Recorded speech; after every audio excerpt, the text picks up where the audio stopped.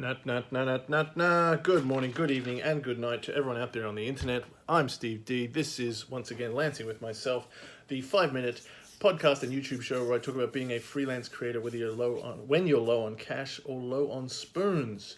And I'm also the game designer and president of Tin Star Games. And today I want to talk about building a community and building an artistic scene. And I particularly want to talk about Guillaume Appllinaire, who was someone that isn't particularly famous, but is a really key person in the art history movement. If you're a game designer, you should know of him because he actually invented Exquisite Corpse, which is one of the most important artistic games of the 20th century, and you should look it up. It's really important. So Guillaume Appllinaire was born in 1880 and died in 1918, I believe, from the Spanish flu. So, you know, it's very apropos. But he was a playwright, he was a critic, he spoke 3 languages, and most importantly, though, what he's most importantly known for is he curated and helped create the artistic community in the turn of the century in Paris.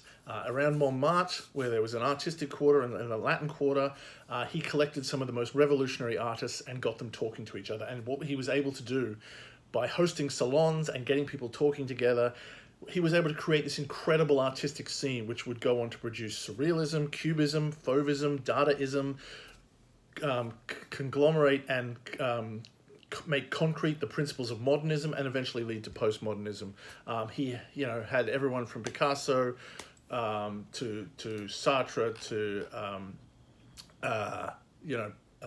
Duchamp, Angers Breton, Jean Cocteau, Eric Satie. He had all these incredible minds come together and talk to each other and share ideas, and that helped create this incredible powerhouse of a scene. And scenes are really important, and scenes are really powerful. You're not always going to be in a scene, you don't always need a scene, but if you can see a scene developing, you can join it and you can foster it, and more importantly, you can help it grow.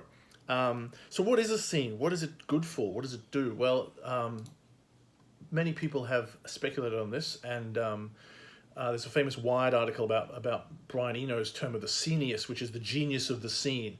And that lists 4 different things that are the key factors of scenes. One of them is mutual appreciation. You have people in a close proximity who are able to look at each other's work and cheer them on. So much of this I've talked about is that there's an episode a couple of episodes ago where we talk about how important other people are because they give you emotional strength. Mutual appreciation is there to appreciate the smaller things that maybe the wider audience can't see, especially if you're new and different and exciting. You're there to appreciate the new and the different. You're there to encourage the shy and the uncertain, to give support, to run competitions and jams, to get people expressing themselves. So mutual appreciation, mutual energy is a huge part of a scene. That's one thing we're really good at now, is just encouraging jams. Now, jams just thrown out in the air aren't great, but jams that lead to appreciation is great. Jams bring people together. Jams are another way of creating at least a temporary scene, but hopefully they flourish into producing a larger scene. Rapid exchange of tools and techniques is another hallmark of a scene. If you get people together talking about ideas, they can swap ideas back and forth. And that's really important, and it's really useful. Reiner Knizia says that he rarely plays other people's games because he's playing on his own, and that's generally a good point. Art is a lonely process. You generally want to work on your own thing, but it is still really good now and then to just sit down and listen to someone or talk to someone, because getting those ideas out, seeing what someone else can do, can just give you that extra spark, and it means everything goes further, right? Every little idea fires off someone else and makes that the next thing even more interesting, and that makes that more interesting, and that makes that more interesting. So rapid exchange of tools and techniques and ideas makes everyone better. And that's the next one as well. Network effect of success. When you have a key scene, everyone's success drives everyone else. You avoid single popular people. You create many, many popular people, but also you defeat the sense of the fame, because you go, this came out of this scene. All right? And that really helps defeat the cult of the popular and the cult of around certain people. You go, this came out of this, not this person. And that helps other people join. It stops there being these cults around one particular thing. And so that's why it's really good to sort of, you can turn something into, It might be a technique. It might be something like, Play by the Apocalypse. It might be, a movement. It might be some sort of meat punk thing, or whatever it is that says, look, this is what we're going for. Have a manifesto, have a goal. And then you can say, this is part of that. This is belonging without belonging, or something.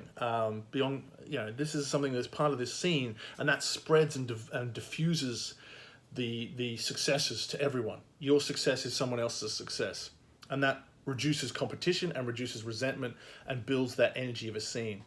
And that was something that was really good, that Appllinaire was really good at. Not only did he bring people together so they could exchange tools and support each other, he also encouraged everyone to sort of succeed together.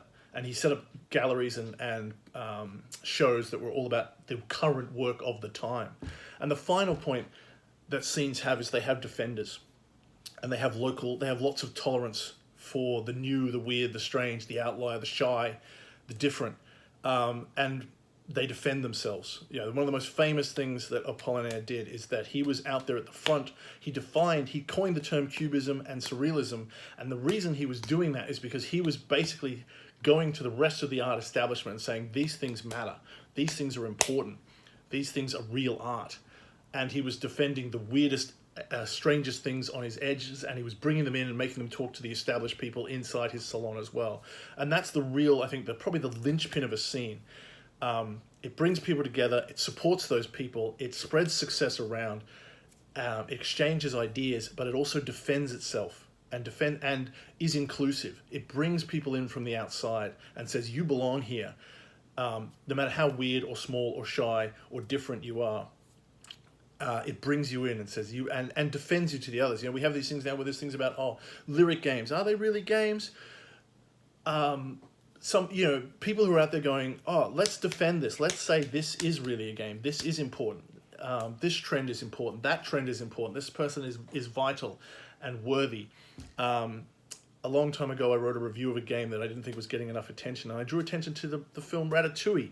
The end of Ratatouille, there's an amazing speech by the critic Anton Ego, where he says that one of the roles of the critic is to be the friend of the new, to say, I see this thing that is outside, and I want to lift it up and bring it in and tell people this is important, this is worthwhile. That is one of our greatest goals, greatest roles that we can do as a critic, and it's the most important thing that you can do as a scene. That was one of the things that Andy Warhol, for all his faults, was doing. He was saying, the art that people are doing in Soho and in my workshop is real art. It is real and it matters. Appllinaire was out there saying, this is real and it matters. I'm going to put these in your face. I'm going to have these on display. I'm going to write books. I'm going to critique these things and say, these things matter. A scene is a really powerful thing, and the most important thing it has is defenders. And because of people like Appllinaire, great art happens from great scenes.